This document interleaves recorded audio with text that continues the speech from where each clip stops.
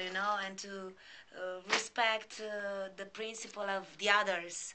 But we forget to live our lives and to let it go, to feel the freedom and to express it.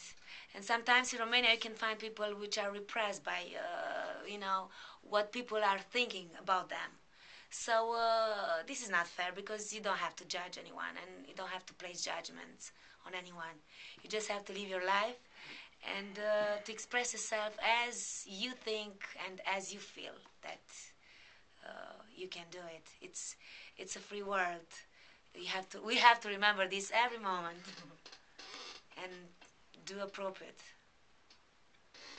So accordingly, sorry. Thank you. He can talk better in Moldavian if you want some Speaking French too. stylish accent in Moldavian. Tu parles français, mon amour? Oui, mademoiselle. Je suis très Combien? enchanté. Combien de français? Combien un peu.